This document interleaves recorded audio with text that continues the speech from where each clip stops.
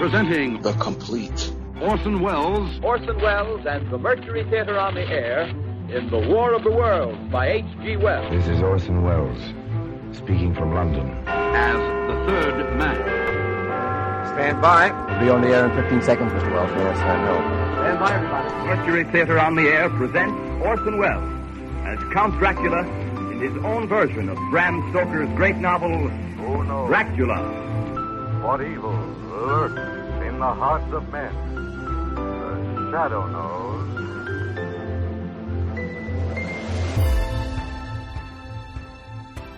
Hello world, welcome to The Complete Orson Welles, brought to you by Dwayne Old Time Radio. This podcast will feature various classic radio programs ranging mostly from 1936 to 1952 that Orson either produced and directed, was featured on, or starred as a guest. If you enjoy my podcast, you can subscribe to receive notifications of new posts. Subscribing is free and only takes a moment. New episodes are posted weekly. If inclined, please leave a rating and or review on your preferred podcast service. Thank you for your support. Hope you enjoyed the genius of Mr. Welles. The Orson Welles Almanac returns. This one is simply titled Lionel Barrymore. This aired February 2nd, 1944. Good evening, this is Orson Welles. Just saying hello before the show starts. This is your radio almanac for the first week of February. It's a bad time for gardeners, February. By day it wheedles the buds out of the bushes, and by night it blisters them. God only knows why this aborted addle egg among the months, this wayward, leap, catarrhal, sly, and stunted, altogether unreliable month should get another day on leap year. Doesn't deserve it. February 2nd is Candlemas and a very good day for beautiful music. Two of the greatest violinists the world has ever known, Fritz Kreisler and Jascha Heifetz, were born today. Jack Benny was born in March.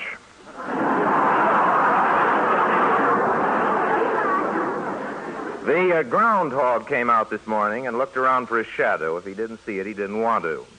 The moon is in the second quarter for just about another hour tonight. And my shadow. I beg pardon? Strolling down the avenue. Excuse me, sir. You look just like a groundhog. I am. Well, you saw your shadow, groundhog. Why aren't you back in your hole? Well, you know the housing problem. I just looked out for a minute and some other people moved in. What's that, lady? I beg your pardon. First time you ever heard a talking groundhog? I bid you welcome to the sign of the Flying Red Horse.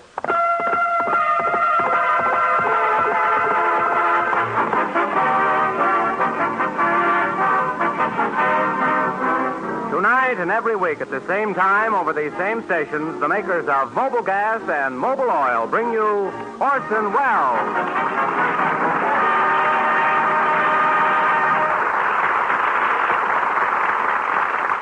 Ladies and gentlemen, our distinguished guest department brings you now one of the stars of Metro-Goldwyn-Mayer's new production, a guy named Joe. He's a good friend of ours in the Mercury, and an old friend of yours, and a great actor. Lionel Barrymore.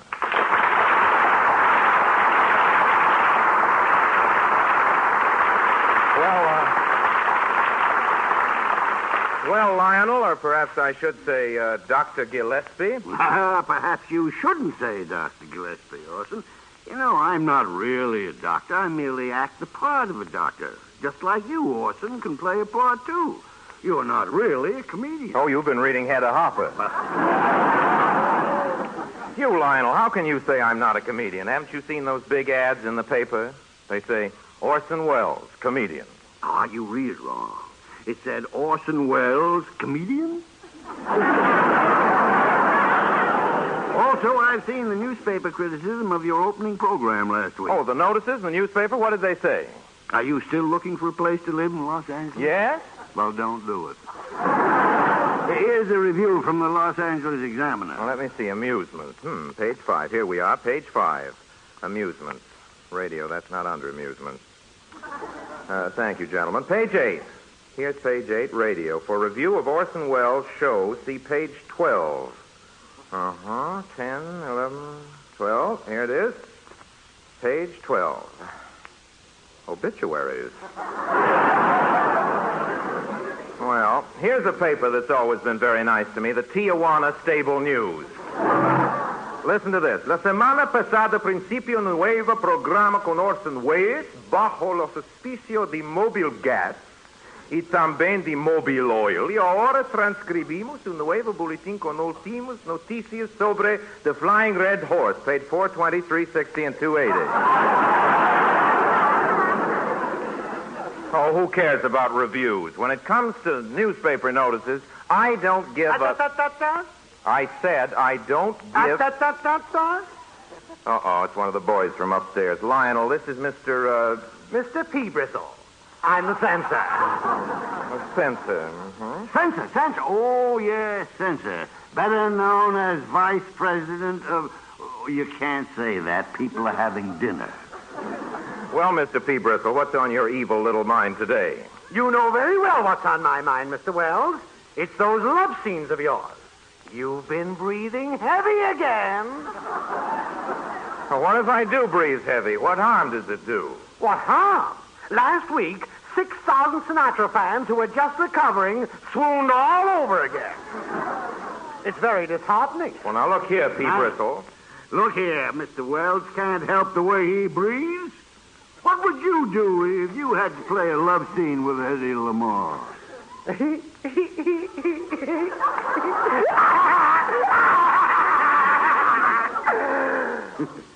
Happy little monster, isn't he? Now, really, Mr. Wells, you're going to have to cut down on the way you heave your chest around. I'm going to have to stop reading Lionel's lines, too. Just how am I going to accomplish that? How am I going to accomplish the feat of stopping to heave my chest around? Well, try breathing with just one nostril. One nostril? Yeah, let's hear it. Say something romantic with one nostril. Or like this? Like this? Mm-hmm. Art petition. Please. Art petition. For years I have adored you with a white, hot passion. With a white, hot passion that is slowly but surely consuming my very vitals. No. So even on one nostril, you're out blasting Sinatra. Well, how do you like it, Lionel, with me holding one nostril? Okay. I was holding both nostrils. Mr. Wells, I'm afraid you'll have to stop breathing altogether. Now, whatever gave you the idea there was too much romance in his voice? Oh, I can tell just by watching my wife. The first time she listened to Mr. Wells, she just sort of glowed a little bit. Glowed? Yes, but lately you got her lighting up like a pinball machine. Says tilt, too. P. Bristle, I'm afraid I can't be held responsible for the voltage of your wife. Any other complaints? Yes, well, this scene here, this has got to come up. What scene? You know, where you show the girl your stamp collection? Yes. Then you start to play gin rummy? Yes. Then you ask her if she'd care for a glass of ginger ale? Yes, what about it? Just what are you leading up to? No, I'm afraid I'll have to cut the whole thing.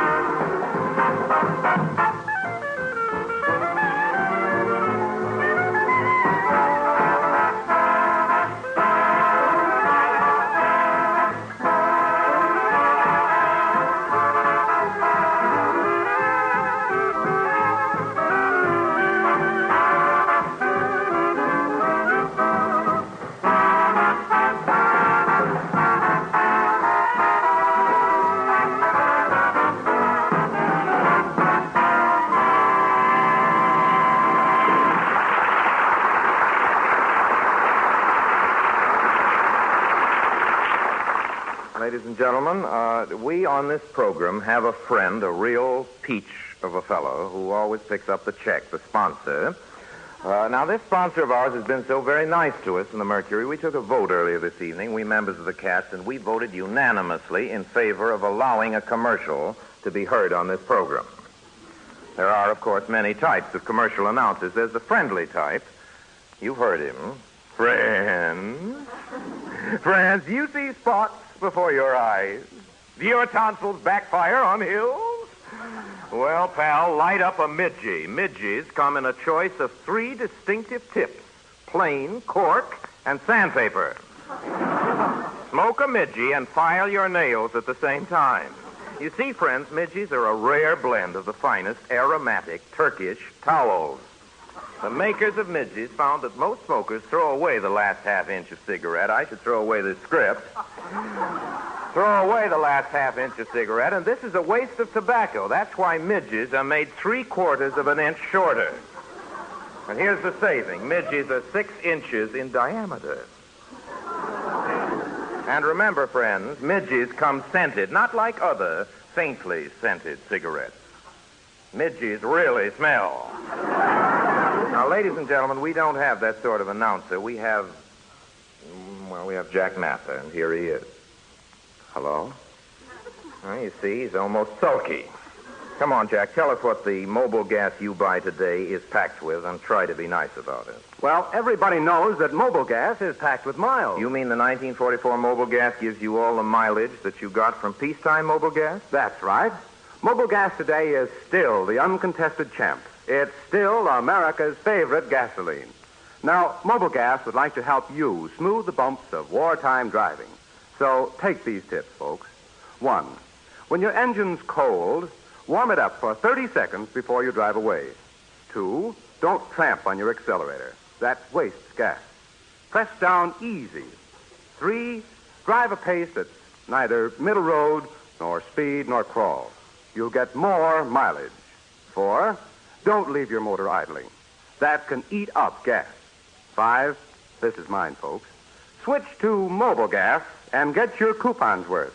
Get every wartime mile it's possible to give you. Drive in at the sign of the Flying Red Horse. Drive out with mobile gas. Don't go, lady. There's another commercial later in the evening. Thanks, Jack. There's one thing I'd like to add. We don't make any wild claims for our products.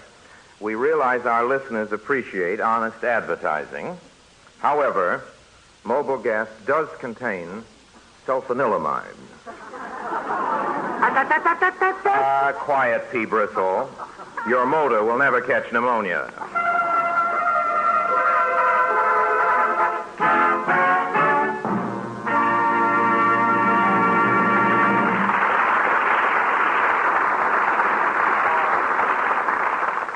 You know a commercial didn't rate that applause. Our listeners realized that there was a big man beating his hands together and urging you on to that. Ladies and gentlemen, I appreciate your cooperation, and I think you ought to know right at this point that a little old lady from Little Rock writes me she thinks we ought to have something in our almanac for the young folks.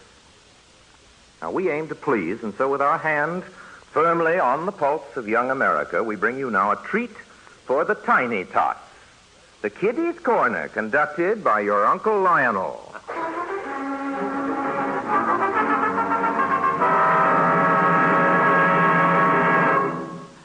Good evening, kiddies. You know how Uncle Lionel loves you, little kiddies. Oh, by the way, Jackie Criveltaver of 134 South Flores Street, he has a 5th birthday today. Congratulations, Jackie. Now, if you just run down to the cellar and shovel all the coal out of the bin, there's a surprise for you near the wall. Now, go ahead, Jackie. When he gets the coal all shoveled out of the bin, will he be surprised? There ain't no present there at all. And now for our bedtime story. Now, hang on to your seats, my little darlings. Your Uncle Lionel is going to scare you green. Kiddies, your Uncle Lionel is turned aside to make his lightning transformation into the character of a rootin'-tootin' old horse and buggy doctor. So we'll start without him. Our story opens in a dentist's office. A young man, our hero, enters and seats himself in the chair. Rip him out. What? Rip 'em out. But your teeth seem perfectly good. So is my money. Pull him out. But it wouldn't be ethical to pull out healthy teeth unless there's a reason for it. Pull him out. And so the dentist pulls them all out, and the young man is equipped with his temporary grinders, which he sucks at and gnashes and pays for with almost his last dollar. He goes out, gets into his roadster, and drives out of town as if pursued by the finance company, as he certainly would be if they caught sight of him. At nightfall, I'll say that again, as he certainly would be if they caught sight of him. Thank you, Mother. At nightfall, he arrives at that part of the country where old, miserly uncles live in remote, dilapidated farmhouses. Our young man is fortunate in possessing one of the oldest and richest of these uncles, whose house is the remotest and most dilapidated of all. Arriving at this secluded dwelling, our hero drives up before a porch upon which no money has been squandered for years. So much the more in the old sock. What do you want? The young man is horrified to see a plump blonde whose mouth is wide and red, a slice of watermelon. She is dressed in what might be called a nurse's uniform, but the fact that her garters are bright puce and magenta causes him to wonder if his dear uncle is getting the very best professional care. Good evening. I have driven all the way from the big city to see my poor, dear, bedridden old uncle. I did not expect to see so charming a nurse. Oh, yeah? At this moment, a peculiar sound, like the croaking of giant bullfrogs, arises in the dim depths of the house. This is the good old uncle himself vociferating toothlessly. The old boy knows very well that his relative is after money, and he is eager for the pleasure of turning him down. My dear uncle, what a pleasure it is to see you again. But why are you so thin and pale? You're not so rosy yourself. Hard work, uncle. It isn't easy to make good these days without any capital. Don't you drink anymore? No, uncle, I never drink now. Well, that's tough. In that case, I can't ask you to join me.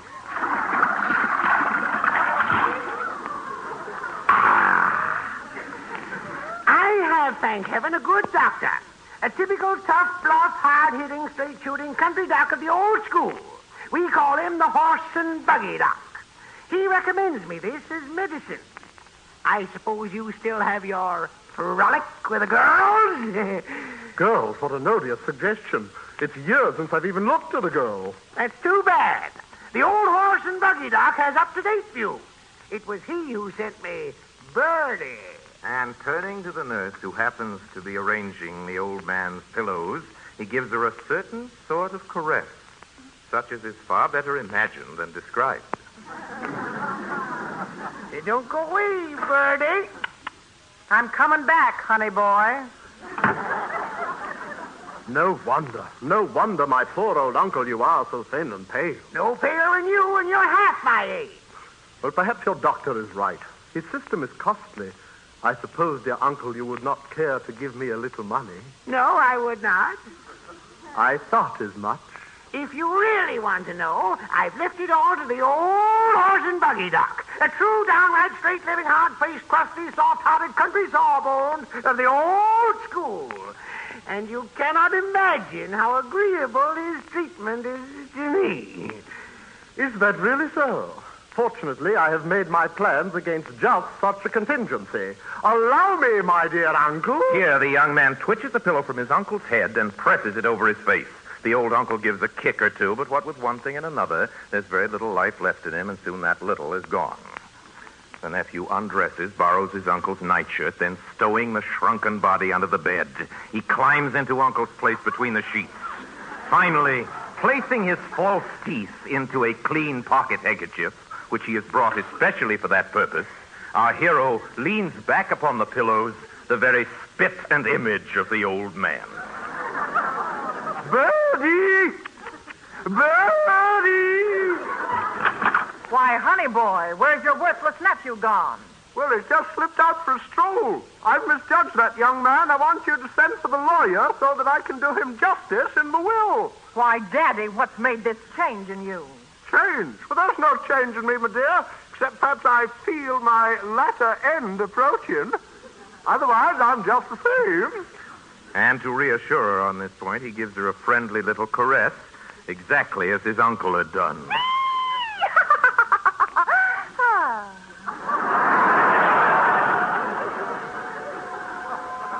Where's Mr. Peabristle? The nephew lies at his ease, waiting only for the arrival of the lawyer. I shall dictate a new will and sign it before the eyes of the lawyer in the old man's crabbed hand. I shall replace my poor uncle in the bed, put on my clothes, put back my teeth. What's that? Here a large, rough-hewn individual strides into the room. Hello. Oh, I'm glad you've come. I'm eager to make out a new will. I wish to leave everything to my nephew. My dear old friend, I fear your malady has reached the brain. Who would have thought my old pal could have mistaken me for the lawyer? You must let me make a brief examination.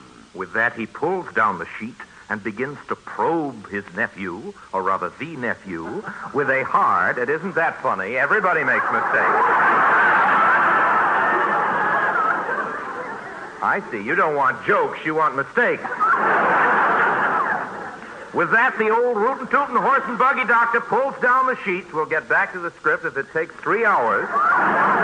And begins to probe the nephew with a hard and horny finger. The nephew realizes too late that this is no lawyer, but the horse and buggy doctor himself.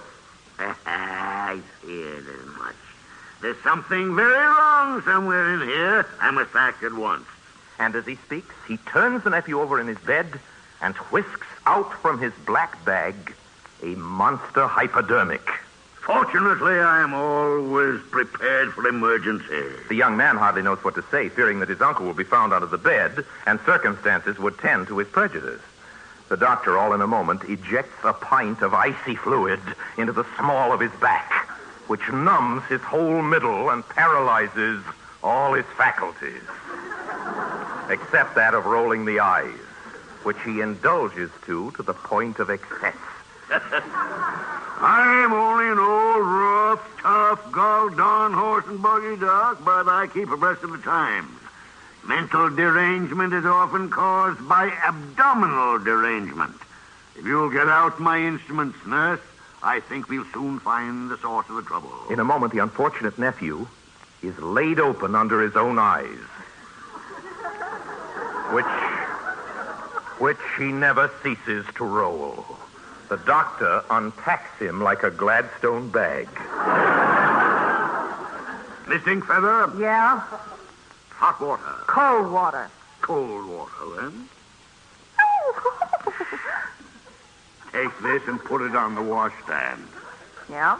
Put these on the chair. Yeah. Now, don't get them mixed up or I'll have the devil of a job getting them back together again. It's a pity that nephew isn't back. It's more ethical to have the consent of a relative before operating. I see nothing wrong with this kidney, considering the age of the patient.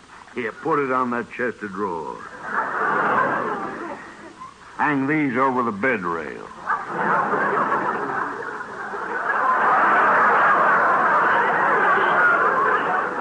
Hold the candle a little closer. I still haven't found the cause of his madness. Look out! Don't let it drip all over the place. It's hardly hygienic. Anyway, he certainly is crazy. He wouldn't think of leaving his money to that scalawag of a nephew. It's just as well you let me know, my dear, instead of bothering the lawyer. When this is all over, we'll take a little trip together. Saying this, he gives the nurse a caress similar to that which both uncle and nephew had bestowed on her. The sight of this causes our hero to roll his eyes for the last time, and next moment, he is a goner. Ah, dear me, I fear we've lost our patient. Well, after all, I did my best for the old boy, and he remembered me in his will. Just think, had he lived, he might have altered it. Hand me over those things, will you, dear? Thanks. I'll put him back, roughly, into position. Nephew will be back shortly. I reckon he'd hate to see him lying around, I'm sure. Thank you, my dear. Thank you. And so the rough, old, typical, tough, bluff, hard-hitting, straight-shooting, rootin'-tootin', rusty-crusty, rip-snorting, gall-darn horse and buggy doc. And Bertie the nursey lived happily ever afterwards. Good night, kiddies.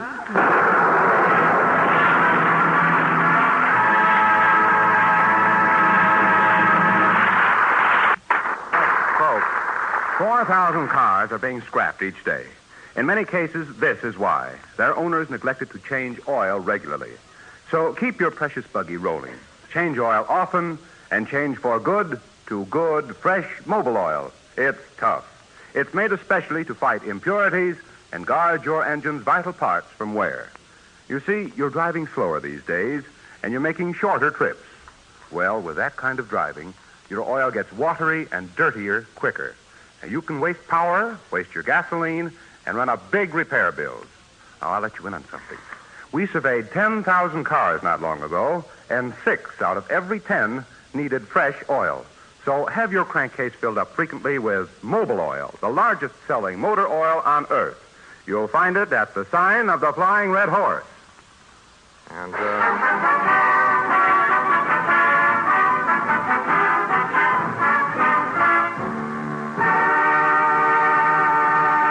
That was Split Second Lud Gluskin and his Merry Melodians, ladies and gentlemen.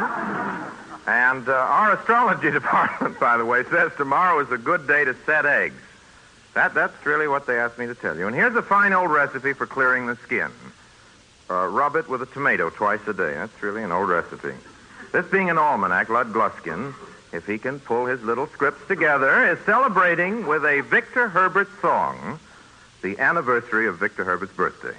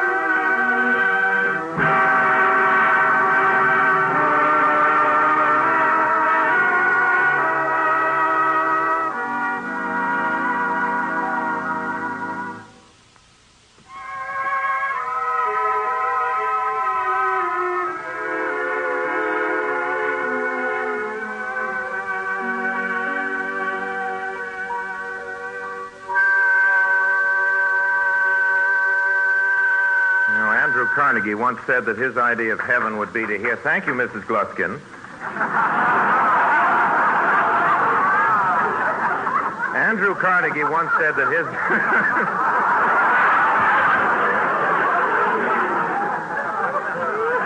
Stick around, we'll think of something funny yet. Andrew Carnegie, this was supposed to be a touching moment, too. Andrew Carnegie once said that his idea of heaven would be to hear Victor Herbert twice a day. And let's hope it turned out just the way he wanted it. And right here is where you're supposed to applaud Mr. Gluskin. Please do so.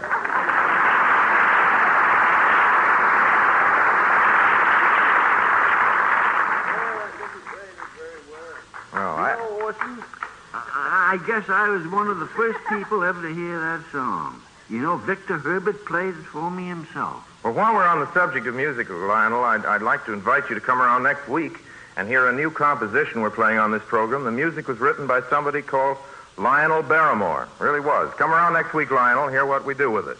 I'll be here, Orson. I'll be here. Now go on with your almanac. Well, Friday, I think, is a better anniversary for national celebration than George Washington's birthday. 155 years ago Friday, George Washington was unanimously elected our first president.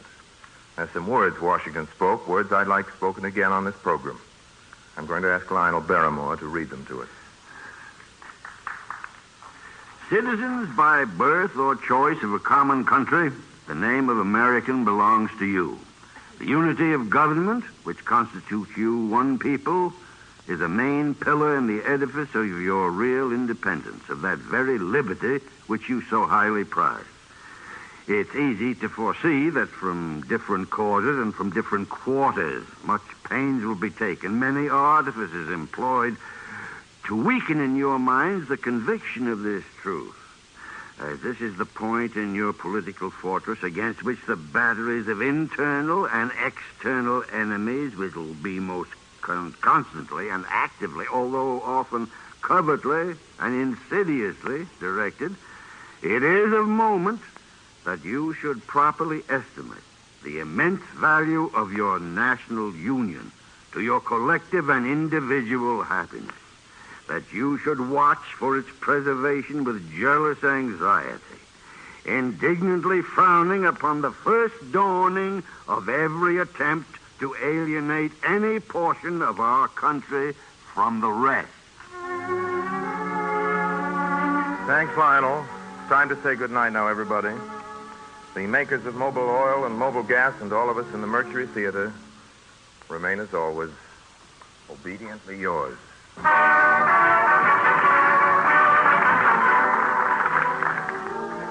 This is the Columbia Broadcasting System.